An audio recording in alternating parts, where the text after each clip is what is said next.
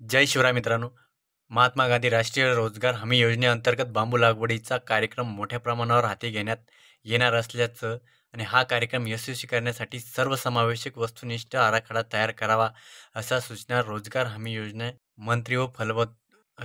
रोजगार हमी योजना व फलोत्पादन मंत्री संदीपान भुमरे यांनी दिल्या.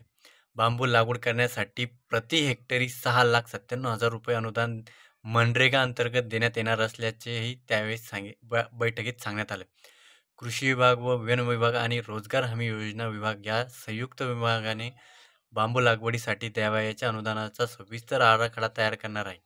यामध्ये मजुराचे आणि शेतकऱ्यांचे हित लक्षात घेण्यात येणार आहे. वैयक्तिक लाभाची योजना राबवताना ग्रामपंचायत समिती स्तरावर राबविली जावी अशी सूचना देखील यावेळी देण्यात आली. बांबू लागवडीसाठी जमीन तयार करणे, कुंपण घालणे यासाठी पुरेशी तरतूद अंदाजपत्रकात करण्यात येणार आहे.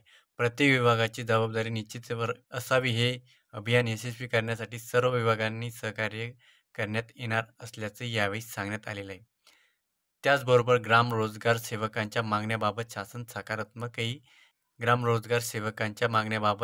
सकारात्मक असून त्यांच्या वैयक्तिक विमा सारख्या मागणीबाबत लवकरच निर्णय घेण्यात येईल.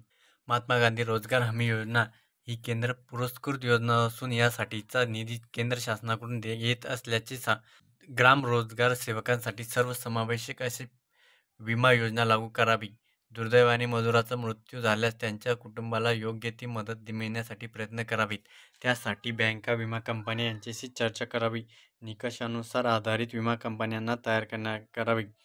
शासनाने ग्राम रोजगार सेवकांचे मानधन ग्रामपंचायतीस वितरित केल्यानंतर ग्रामपंचायतीने हे मानधन 8 दिवसाच्या आत ग्राम रोजगार सेवकाच्या खात्यावर वर्ग करावे. यामध्ये 15 दिवसापेक्षा जास्त कालावधी लागल्यास दंडाची तरतूदही करण्यात येणार आहे.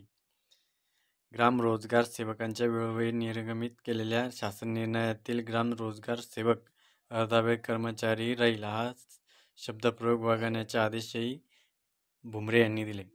त्याचप्रमाणे ग्राम रोजगार सेवकांच्या दरमहा, ठराविक मानधन याविषयी सविस्तर चर्चा करण्यात आली. याची नवीन शासन निर्णयानुसार रोजगार सेवकासह पुरेशा प्रमाणात मानधन दिल्याचेही दिसून आले.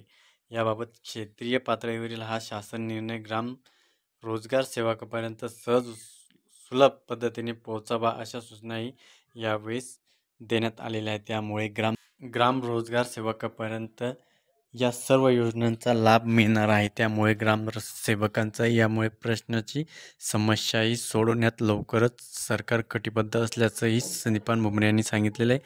आणि बांबू लागवडीसाठी 7 लाख रुपये प्रति हेक्टरीही अनुदान आता यापुढे मिळणार आहे. त्यामुळे शेतकऱ्यांनी या बांबू लागवडीचा फायदा उचलावा आणि आपल्या आर्थिक कष्ट करून हा बांबू लागवड करावी असे आवाहनही शासनाकडून करण्यात आलेले आहे.